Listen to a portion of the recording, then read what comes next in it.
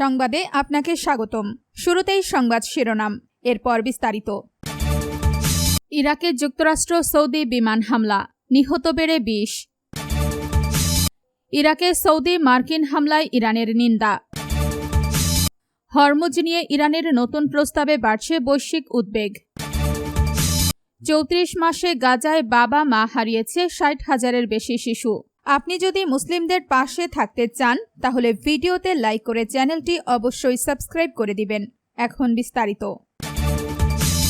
ইরাকে যুক্তরাষ্ট্র সৌদি বিমান হামলা, নিহত বেড়ে 20। ইরাকের অন্তত 7টি প্রদেশে যুক্তরাষ্ট্র ও সৌদি আরবের যৌথ বিমান হামলায় শিয়া মিলিশিয়া জোট পপুলার মোবিলাইজেশন ফোর্সেসের 20 জন যোদ্ধা নিহত এবং আরও 32 জন আহত হয়েছেন। বুধবার 29 জুলাই কাতার ভিত্তিক সংবাদ মাধ্যম আল জাজিরা এক প্রতিবেদনে এ তথ্য জানায়। প্রতিবেদনে জানানো হয়, বাগদাদ, ওয়াসিত, নিনাওয়া, বসরা, কিরকুক, কারবালা এবং দিয়ালার বিভিন্ন সামরিক অবস্থানে হামলা চালিয়েছে মার্কিন ও সৌদি যুদ্ধবিমান। রাষ্ট্রীয় সমর্থন পুষ্ট এই অর্ধসামরিক বাহিনীর পক্ষ থেকে বলা হয়েছে, ক্ষয়ক্ষতি ও হতাহতের এই সংখ্যা প্রাথমিক। মাঠ পর্যায়ের মূল্যায়ন শেষে এই সংখ্যা আরও বাড়তে পারে। ইরান সমর্থিত গোষ্ঠীগুলোর শেষ 72 ঘণ্টার ড্রোন হামলার জবাবে মার্কিন সেন্ট্রাল কমান্ড এবং সৌদি বিমান বাহিনী যৌথভাবে ইরাকে এই বিমান হামলা পরিচালনা করেছে বলে জানায়। সশস্ত্র এই হামলায় পিএমএফ এর বেশ কিছু গুরুত্বপূর্ণ ভবন, সামরিক যান ও অস্ত্র সরঞ্জাম ব্যাপকভাবে ক্ষতিগ্রস্ত হয়েছে। আইন প্রয়োগ ও সার্বভৌমত্ব লঙ্ঘনের অভিযোগে ইরাক সরকার ইতোমধ্যে পরিস্থিতি নিয়ন্ত্রণে উচ্চ পর্যায়ের জরুরি সভা আহ্বান করেছে। ইরাকে সৌদি মার্কিন হামলায় ইরানের নিন্দা। ইরাকের 7টি এলাকায় চালানো যুক্তরাষ্ট্র ও সৌদি আরবের হামলার নিন্দা জানিয়েছে ইরান। তেহরান এটিকে ইরাকের জাতীয় সার্বভৌমত্ব ও ভৌগোলিক অখণ্ডতার বিরুদ্ধে স্পষ্ট আগ্রাসন বলে আখ্যা দিয়েছে।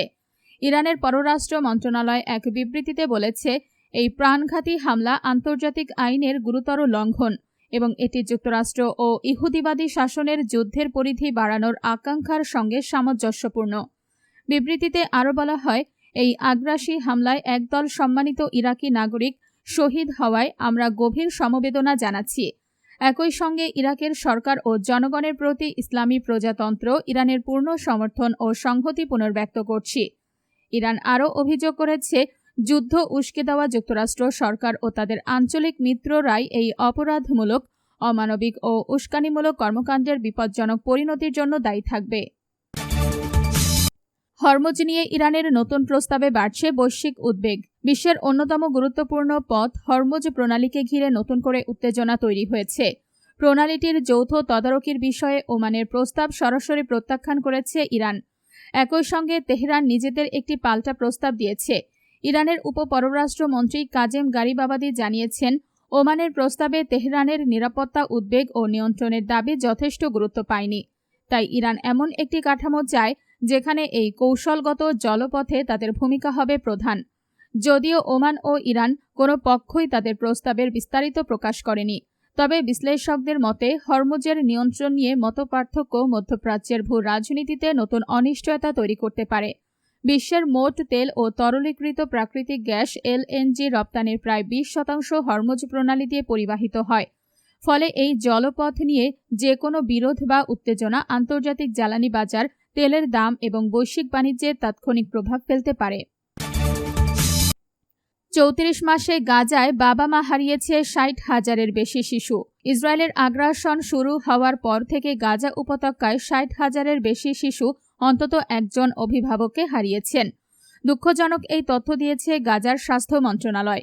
তাদের এক প্রতিবেদনে বলা হয়েছে, মোট 60,737 শিশু বাবা অথবা মাকে হারিয়েছে। এর মধ্যে 52,095 জন শিশু তাদের বাবাকে, 5,929 জন তাদের মাকে এবং 2,713 জন শিশু উভয় অভিভাবককেই হারিয়েছে। গাজার স্বাস্থ্য মন্ত্রণালয় জানিয়েছে, 2,276টি পরিবার, যাদের সদস্য সংখ্যা 8,858 জনের মতো, তাদের নাম গাজার সরকারি নথি থেকে সম্পূর্ণভাবে মুছে গেছে।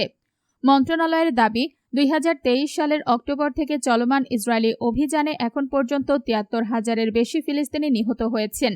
প্রতিবেদনে বলা হয়েছে, অক্টোবরে একটি যুদ্ধবিরতি কার্যকর হওয়ার পরও গাজা জুড়ে ইসরায়েলি হামলা অব্যাহত রয়েছে। যুদ্ধবিরতি ঘোষণার পর থেকে এসব হামলায় 1100 জনের বেশি মানুষ নিহত হয়েছেন।